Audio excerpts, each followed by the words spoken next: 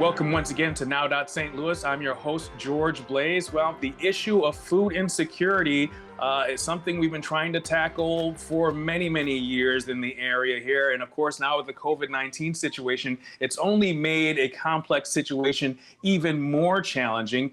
Keeping up with making sure that people get what they need, and the expanding numbers of people apparently who are in need of food and support in that way.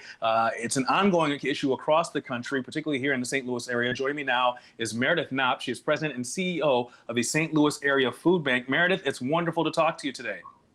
Thanks for having me, George. Really appreciate it.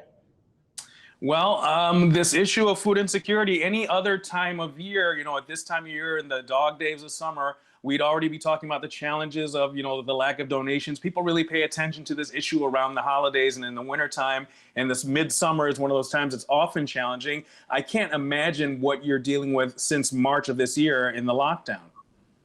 It really is challenging, George. We look at March 16th as day one for us here at the St. Louis Area Food Bank. And I can tell you that the pandemic hit all of us the same way it's hitting everyone across the nation. Took us by surprise, not having time or resources to plan and prepare for what would be just an incredible increased need in men and women needing basic support, which is food on your tables, food in your stomach. So we've seen an average of about a 40% increase across the board. And we here at the St. Louis Area Food Bank, we serve 26 counties, so 14 in Missouri and 12 in Illinois. And I can tell you some areas are even higher than that. For those people who may not really be familiar with this issue, let's talk some raw numbers. Under normal circumstances, maybe you're at a 40% increase now. How many people do you serve on an annual basis?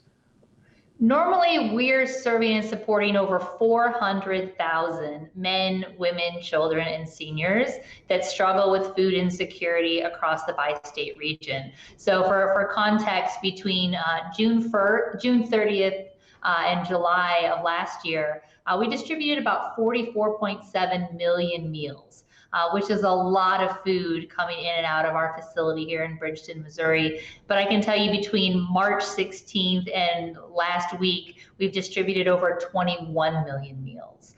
So the need is real. The people who are coming to see us, a lot of them are seeking out support for the very first time. They're people like you and I who had a job and then all of a sudden their businesses had to lay people off or even shut their doors. So it's a terrible situation that is affecting so many families and individuals across our nation. I would assume from the very beginning, the food banks, food banks, food pantries, and soup kitchen network are vital services that really couldn't shut down. Am I correct in that? Now, if you see, I'm wearing one of our shirts today that has our essential staff. So no, when all of this happened, we know that the basic needs for any of us are food, clothing, and shelter. So it's something that when a pandemic or a disaster like this hits, we're usually the ones who are right behind our first responders, and we're rushing in and how can we help rebuild communities. But what makes this difference is that unlike a tornado or a flood that we've certainly seen our fair share of here in Missouri and Illinois, the pandemic is hitting all of us.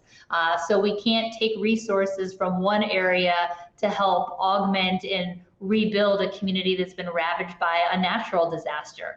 There was just nowhere to go. So we've had to be very creative, very innovative in terms of how we're working through this and how we're distributing food safely, both for the clients that are in need of food and for our volunteers that are working at our network of pantries and soup kitchens across the bi-state. That's a very important point, because when we're talking about our food pantries, a lot of effort is put into maintaining the dignity of the people who are utilizing the services, making it as much of a normal experience of shopping for groceries as you can, but doing that safely. How do you balance that? How does it actually work now? Yeah, and you hit the nail on the head, George. Dignity, respect, all of these things are top of mind for each and every one of us here at the St. Louis Area Food Bank. Everyone has times in their life when things get difficult and you need assistance, and we want to know that we want everyone to know that we're here, and we want people to be able to have the freedom of choice. We want them to be able to go and visit one of our almost 600 now partners and pantries across the bi-state region to go in and pick what's best for themselves and their family, or if they have medical needs that they need to have things for diabetes or other health conditions. We want them to have that diversity and that variety so they can take care of themselves, not just get a one-size-fits-all solution that may or may not meet their needs. We recently had some tremendous storms sweep through the area. Were you impacted at all, or did you feel an impact in terms of who you're serving out there? So personally, we did feel an impact. We lost power and we lost our air conditioner for our building here. So all of us that are working in the building had a couple really warm days. So we now have to buy a new air conditioning unit. So that's wasn't in the budget, but it's 2020, so we're just going to roll with the punches. We did have a few of our partners that had some damage, but we've been able to recover, thankfully. And we've been using our mobile distributions model, which we've been doing here at the St. Louis Area Food Bank for over 10 years. And that's a drive-through model where we take our trucks and semis out to parking lots for community centers, schools, in our food pantries, and we're literally lining up pallets of food so people can stay in their cars. They line up and they're literally just driving through and using their fingers to say how many are in their family, and then we're able to load them up quickly and efficiently, no contact. They're able to stay in their vehicles to, again, keep our volunteers safe and keep our neighbors in need safe as well. The Foodbank network, it's a national cooperative. You work with many other chapters across the country. When you see things in the news, like in the coming hours that we're taping this show here, there's a hurricane about to hit parts of Texas and Louisiana. You're bracing yourself to jump in and support to the extent you can. We certainly are. We actually received an email from Feeding America. That's the national network of food banks. So the good news for those who are not aware, there's 200 food banks across the United States that literally cover every county in the United States. The sad reality is that we need 200 food banks, but we've already been in communications through the national office at Feeding America and locally with our friends down in Texas and Louisiana. We're all standing ready to support them and wherever this hurricane hits, and we're ready to give them whatever resources we can to help those who will be impacted by this horrible storm. When those people, when we're talking about food pantries and soup kitchens and a food bank network, they think about food insecurity. They automatically assume we're talking about homeless people on the street. This is far from the truth. If you can paint a picture for people who aren't familiar, what is the face of food insecurity? The face of food insecurity, George, it looks like me, it looks like you. People who struggle with food insecurity, it doesn't discriminate. This is not based on any conditions other than you're having a rough go at it. Maybe you lost a job, maybe you had an unexplained medical situation and the bills are piling up. Maybe you had another unforeseen tragedy or a natural disaster such as a hurricane hit. Food insecurity can hit anyone, any age, any demographic, any political persuasion. So it is something that oftentimes people suffer in silence. To your point, a lot of people are afraid to ask for help, or they're ashamed to have to ask for help for something as basic as food.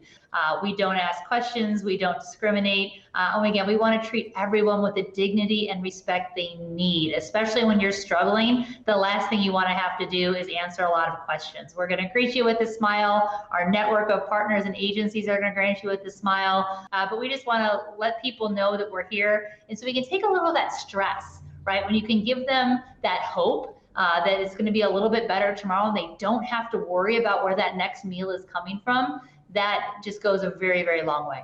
Of course, keeping people's shelves stocked with food, you have to keep your shelves stocked with foods. Have you seen an impact on your ability to maintain the levels that you feel comfortable having in your warehouse and your stockpile to be ready? Yeah, so that was one of the ebbs and flows in the very beginning when the pandemic hit. We rely on donations for our food products. And so if you were out at your grocery stores and you realize, wow, these shelves look really bare. Well, if you can't buy it, it's certainly not being donated to your local food bank. So we struggled a lot in the beginning. Thankfully, we had some great community members and organizations and groups that stepped up and did community food drives for us. Recently, we've been able to receive food from the Coronavirus Food Assistance Program through the USDA, which has been absolutely game-changing for us in terms of receiving fresh boxes of produce. So think of your fruits and veggies, your meat and your dairy products, which has put a lot of meals on tables across the bi-state region from the food bank. Having great corporate sponsors and partners out there is part and parcel to this. Who are some of the most important partners you have regionally that really keep you going during these times? We are so grateful. We have great partners such as Enterprise, Emerson, Boeing, MasterCard. Missouri Foundation for Health has stepped up in a big way, giving us grants not only for food, but helping us bring in some temporary employees. So again, this was not something that any of us were planning for. So it was a great way to not only get us some extra help and support that we needed in terms of warehouse help and drivers, but it also put some people back to work that had been displaced. So that has been a huge help, as well as the National Guard here in Missouri. They have been absolutely critical in terms of not only helping us deliver the meals, but helping augment the volunteers that we would normally see at our food pantries, because a lot of them are usually run by people who are senior citizens. One of the things that as you travel across the country, many of our regional food banks have many programs, entry-level vocational training, some have culinary training, things to help those people get back on their feet who need the assistance most. The St. Louis Area Food Bank, I assume, has many programs like this as well. We work with a lot of our partners. So we don't have a kitchen here on site like some of our other food bank partners do, but we do work with a lot of our partners locally to ensure that people are getting connected with, again, resources and wraparound services and job training opportunities to, again, help them out and strengthen them and make their tomorrows better than their today. A lot of donations come from the private sector. Our local restaurant industry has been hit so hard. Many restaurants are still struggling to figure out what their new normal looks like. Particularly if you're talking about restaurants that are more sit-down, formal places, making the transition over to serving only carry-out sometimes works, sometimes it doesn't. Sometimes they may have an overstock of food sitting around that they can't do anything with. Have you been getting donations from the local restaurant industry? Sure, so that's a great question, and we did a lot in the beginning. So a lot of restaurants that were forced to shut down, a lot of the casinos along the riverfront here in St. Louis had just received their donations of food for the week. And so we were very, very grateful, especially in the month of March, to receive a lot of that food here at the St. Louis Area Food Bank that we could get out to our network of agencies and soup kitchens. We also received some food from some other restaurants and people who just had to shut their doors, sadly, and they said, well, this is affecting my business, but I hate to see all this food go to waste. So we are very, very grateful for each and every person that stepped up and said, this is a problem, but I can also be part of the solution. What kind of help would you say you need most right now? I mean, we're in the dog days of summer. We're towards the end of August. School is about to start up again. Things on the ground may be changing in a significant way as kids get back to school. What kind of assistance and help and partnerships do you really need now? Sure. So anyone who is interested in learning more about either where they can find help or how they can help can visit our website, which is stlfoodbank.org/COVID-19. And on the left side, they can find, again, a list of all of our resources, our partner agencies, our mobile distributions. But on the right side, they're going to see what we need. And right now we are asking for the community support in terms of food drives. They can do these either in person or virtually. You can find out all the information on our website there. Financial donations are also always needed and appreciated. For every dollar we receive, we can put 4 meals on the table. So our buying power here at the food bank is much better than my personal buying power at the grocery store. So any of that is wonderful. And then we do still need volunteers. We've had to really decrease our operations here. We normally have 50 to 75 men, women, and children in our facility every shift, and we've had to cut those down to 20 people for social distancing, and everyone's in masks and gloves, and we're so grateful. But if people do have some time on their hands, or they find themselves working from home, or they have kiddos and they want to get some experiential learning and give back to the community, we would love to have them out here at the food bank with us. What types of foods, people sometimes get confused as to what types of foods are really best for the types of things that you're doing. It's one thing to give a stack of bananas. It's another thing to give a stack of King Oscar in the can. What are the best types of foods for people to donate? Sure. So looking at your pantries, obviously all of our pantries are going to look different, but we want to focus on the staples. So we want to focus in on protein. So think of your canned meats, your chicken, your beef, your tuna. Think of your peanut butter, creamy or crunchy. We take either. And then we think of things that make meals. So if you think of your spaghetti sauces in plastic jars, please. Your macaroni and cheese, your tuna helpers, your hamburger helpers. Think of your canned fruits and vegetables. Those go a long way, or the snack pack. Pop-top fruit cups that you can put in kiddos' lunches.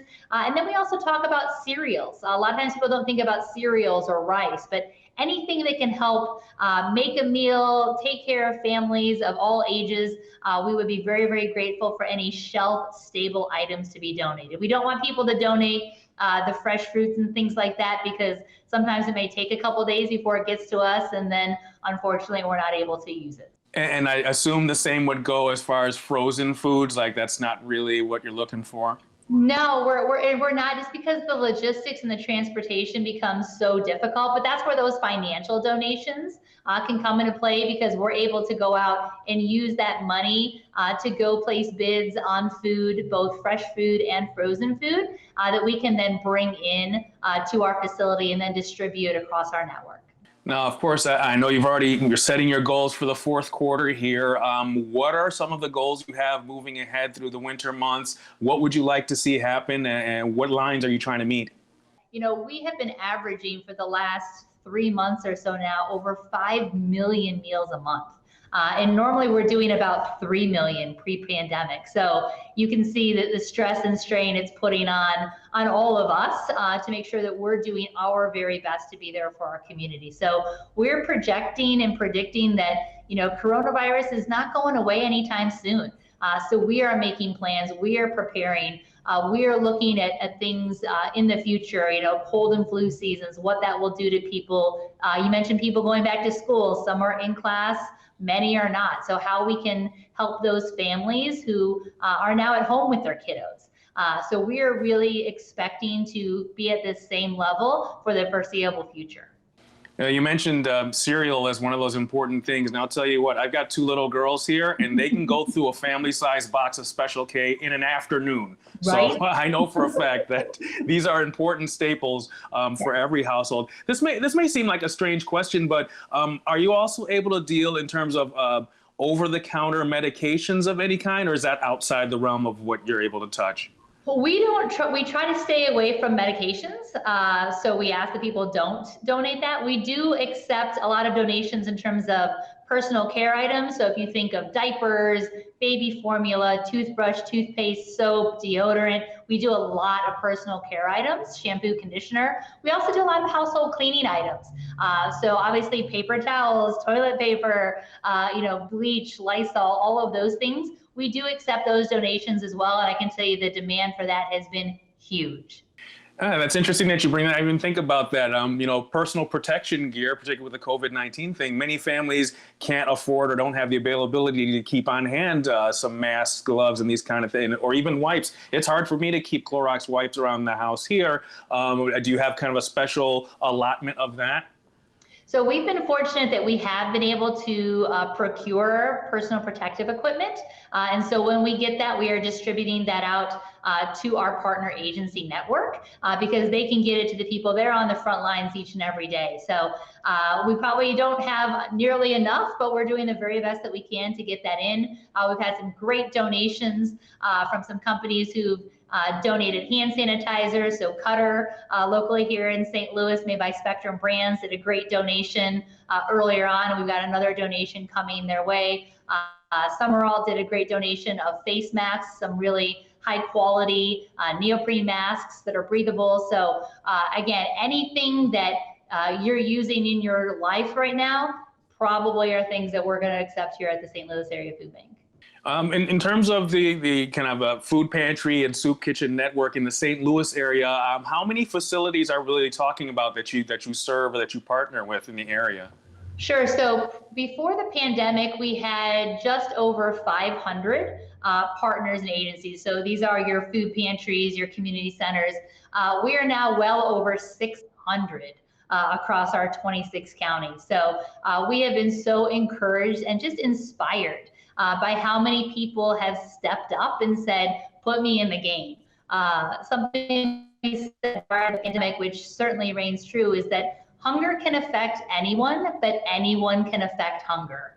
And I don't think we really understood the magnitude of that tagline until this pandemic hit, because we've seen people step up in just incredible ways, from becoming a new partner for us, an emergency distribution partner, from kiddos, doing lemonade stands and donating their allowance, to people saying, hey, I normally make bug spray, now we're making hand sanitizer, could you use some?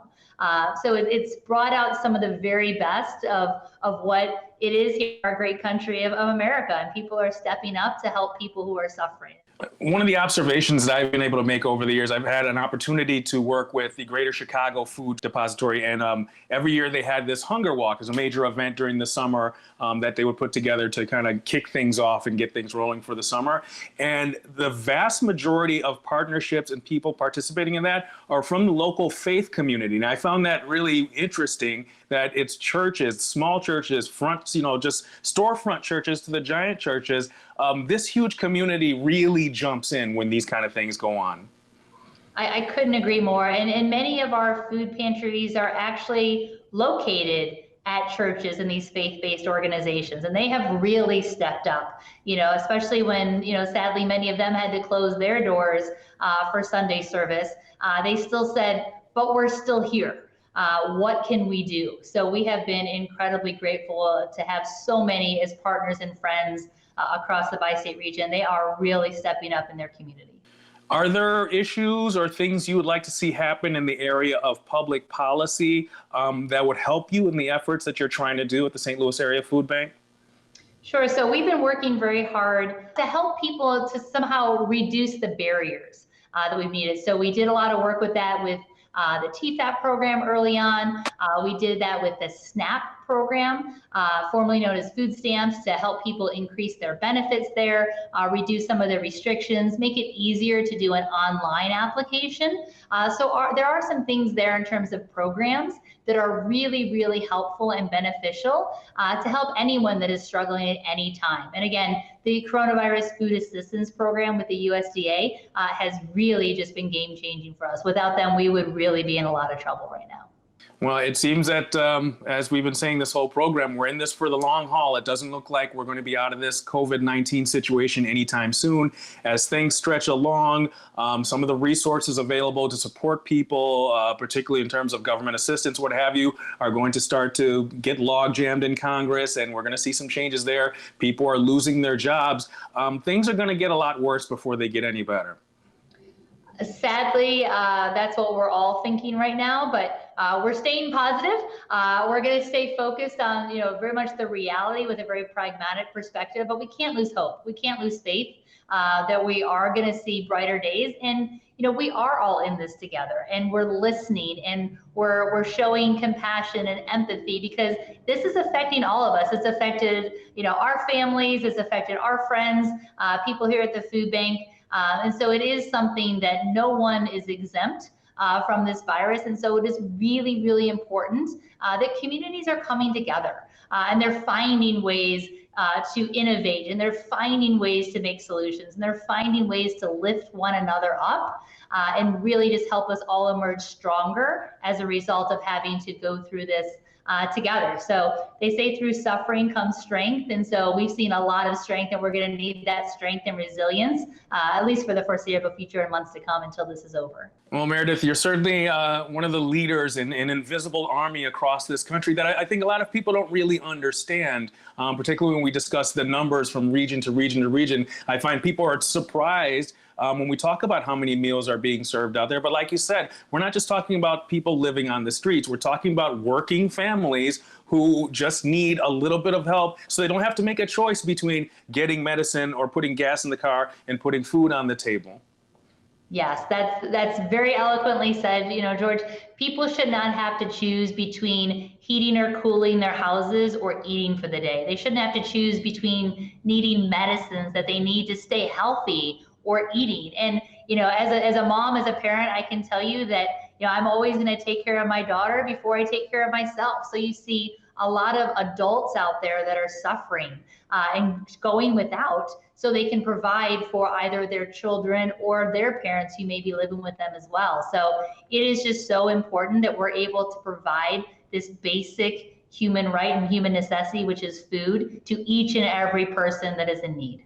Well, Meredith, you're doing a fantastic job. Quickly, if you can give us that website once again for people who want to participate.